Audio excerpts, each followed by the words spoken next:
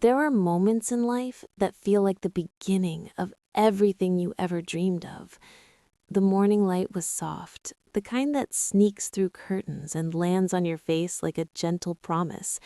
I remember standing in front of my mirror, smoothing down my white dress, telling myself, this is it. This is the day your life finally begins.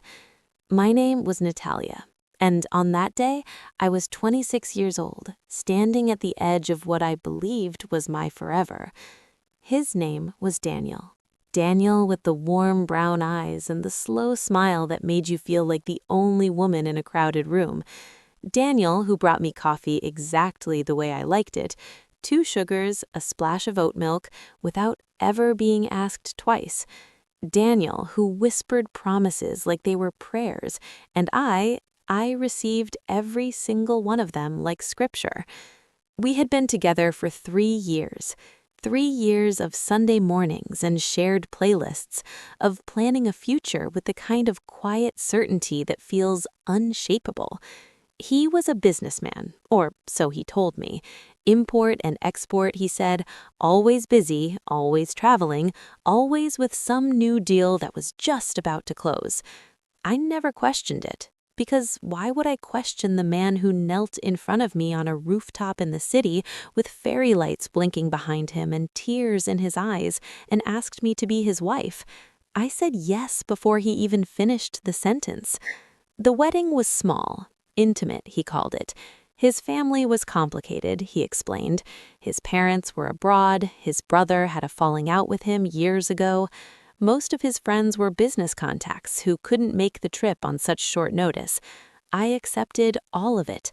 I smoothed over every gap in his story with the warm plaster of love. My family, on the other hand, was everything. My mother, my younger sister Priya, my aunts who had already cried 3 times during the rehearsal. They filled that room with enough love for 2 families. And my father, Marcus. A quiet man, a man of few words but deep eyes, the kind of eyes that had seen things, measured things, understood things that other people rushed past. He did not smile much in the weeks leading up to the wedding. I noticed. Of course I noticed. But when I asked him, "Papa, are you happy for me?" he pulled me close and kissed my forehead and said, "I love you more than you will ever understand, Natalia." And I chose to hear that as a yes. The morning of the wedding, everything moved in that beautiful, blurred way that big days do. My mother fussed over my veil. Priya kept crying and laughing at the same time. The flowers were exactly right, pale roses and eucalyptus, and the whole room smelled like something out of a dream. But my father sat in the corner of the bridal suite, still and silent with his phone in his hands. He had been making calls all morning, quiet calls, brief calls, the kind you take when you step just slightly away from everyone else, your voice dropping low so no one catches the words. I should have noticed more. I should have asked more. But I was a bride on her wedding morning, and the only thing I could see was the end of the aisle and the man waiting at the other end. The ceremony began. Every step I took down that aisle felt like walking into the life I had always wanted. Daniel stood there in his charcoal suit, and when his eyes found mine, I felt my whole chest open like a window. He mouthed the words, "You're beautiful," and I almost stumbled from the feeling of it. The officiant spoke. The vows were exchanged. His voice was steady. Mine trembled, but in the best way, or so I thought. And then came the moment. The papers. In our country, the legal signing happens right there at the altar, witnessed, formal, binding. A small table to the side, a pen placed neatly beside the documents. I picked it up. I looked at Daniel. He smiled at me, that slow, warm smile I had fallen in love with, and I smiled back. I pressed the pen to the paper, and that is when my father stood up. Not loudly, not dramatically. He simply rose from his seat in the front row, straightened his jacket, and said in a voice so calm it cut through every sound in that room like a blade through silk, "Natalia, put the pen down." The room went still. I looked at him. My heart was hammering. My mother's hand flew to her mouth. Priya grabbed her arm. And Daniel's smile didn't disappear. It changed, just slightly, just enough, just the smallest shift around his eyes, a tightening, a flicker of something that was not warmth at all, something cold, something I had never seen before. "Papa," I whispered, "what are you doing?" He walked towards me slowly, reached into his inner pocket of his jacket, and placed a manila envelope on the table beside the wedding documents. "Ask him," my father said quietly, his eyes never leaving Daniel's face. "Ask him about the other wife." The silence after my father's words was the loudest thing I have ever heard in my life. It pressed against the walls of that room. It sat on every chest. It swallowed the music that had been playing softly just moments before and replaced it with nothing, just a thick, breathless, terrible nothing. I turned to Daniel, and I watched his face do something I will never forget for as long as I live. I watched it rearrange itself, like a man who had been wearing a mask for so long he had forgotten it was there, and suddenly, in one awful second, remembered. "Baby," he said, low, careful. "Your father is upset. He doesn't understand. The envelope, Daniel." My father's voice, flat, final. I picked it up with shaking hands. My fingers could barely hold it. The room around me had become something out of a fever dream, blurred faces, muffled whispers, my mother making a sound somewhere behind me that broke my heart before I even opened the flap. Inside were photographs, documents, a marriage certificate. His marriage certificate, dated 4 years ago. Her name was Simone. There was a photo of them at what looked like a registry office, Daniel in a dark suit, a woman beside him in a cream blouse, both of them holding papers, both of them smiling. And beneath that photograph, printed records of a shared lease, joint bank accounts, and something else, something that made my knees nearly give way beneath me. A child's birth record, 11 months old. I looked up at him. "Daniel." That was all I said, just his name, but the way I said it, I think even the people in the last row felt what was inside it.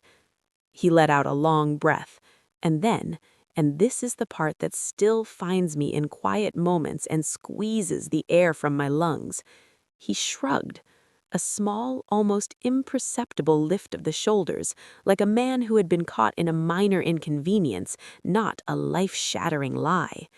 "It's complicated," he said. "We're separated. It's basically over. I was going to tell you." "When?" I heard myself ask. "After you signed me into a marriage built on fraud? After you made me believe—" My voice broke. I pressed my hand to my mouth. I would not cry. Not there. Not in front of him. But everything inside me was shattering.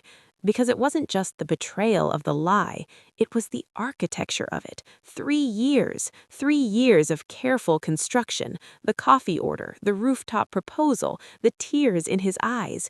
Every single moment I had held close to my heart, like treasure, was now something I had to look at differently, painfully, in a new and terrible light. Had any of it been real? My sister Priya was suddenly beside me, her hand on my back. Steady, warm. My mother was speaking. I couldn't hear the words, only the tone, the trembling fury of a woman whose child had been deceived. My aunts were on their feet. The room had erupted into low, horrified murmurs. And Daniel stood there, in his charcoal suit, recalculating. That was when he changed tactics. He reached for my hand. "Natalia, listen to me. What we have is real. What I feel for you—" "Don't." The word came out of me quietly, but it was the quietest I had ever been in my own power. Something had shifted inside me. The shattering was still happening, I won't pretend otherwise, but underneath the breaking, something else was forming, harder, clearer. "Don't touch me," I said, and I stepped back. My father moved between us, without a word. Later, I would learn the full story. My father, silent, watchful, careful, my father, had grown uneasy months before the wedding. He could not name the feeling at first. He simply said something about Daniel never quite landed right, like a coin that spun but never settled flat. So he hired someone to look, a private investigator. 3 weeks of digging, and what they uncovered was more than my father had braced himself to find. A man who had made a career of charming women, building relationships with financial motives at the center, and in this case, a legal wife and infant child tucked away in a city 2 hours from where we lived. Daniel had known about my family's property, the apartment my late grandmother had left in my name, the modest but significant inheritance I stood to receive at 27, just 1 year away. He had not fallen in love with me. He had targeted me. Every coffee, every whispered promise, every tear on that rooftop. Calculated. The realization didn't hit me all at once. It came in waves, through that afternoon, through the night that followed, through the weeks that came after, each wave worse than the last. Because heartbreak from a man who loved you but was flawed is painfully enough. But heartbreak from a man who never loved you at all, who looked at you and saw only what he could take, that is a different kind of wound entirely. People ask me sometimes, "What did you do?" And I think they expect a story of fire, of screaming, of a woman scorned making scenes and sending messages and falling to pieces publicly. They expect the dramatic collapse. But here is what I did. I went home. I took off the white dress. I folded it carefully. I don't know why, habit perhaps, or shock. And I sat on the edge of my bed in the quiet of my childhood room, where my mother had moved me back into that same night, and I let myself feel every single thing. I cried. I won't pretend I didn't. I cried until I had nothing left in me. And then I slept. And in the morning, I called a lawyer. Because the most powerful thing I did for myself was not rage. It was documentation. My father, as it turned out, had kept everything: the investigator's full report, the photographs, the financial records that showed Daniel had already attempted, weeks before our wedding, to inquire through a third party about the legal transfer process for inherited property, using the guise of estate planning for married couples. He had been laying the groundwork to access my inheritance the moment the ink dried on our marriage certificate. That information went to the authorities. Daniel was investigated for matrimonial fraud. The case was not quick. These things rarely are. But it was thorough. Simone, his legal wife, was contacted. She had known something was wrong for months. She cooperated fully. And the paper trail my father's investigator had built, meticulous, patient, undeniable, became the spine of a case that Daniel could not talk his way out of, no matter how warm his smile. He was charged, he was prosecuted, and on the day the verdict was delivered, I was not in the courtroom. I was sitting in my grandmother's apartment, my apartment now, with a cup of coffee made exactly the way I like it. 2 sugars, a splash of oat milk, made by my own hands. And I sat by the window and watched the city move and breathe and carry on, and I felt something I had not felt in a very long time. Peace. Not the peace of someone who has forgotten. I have not forgotten. I don't think I ever fully will. But the peace of someone who has walked through a fire and come out the other side knowing I am still standing, and everything he tried to take from me is still mine. My father called me that afternoon. "It's done," he said.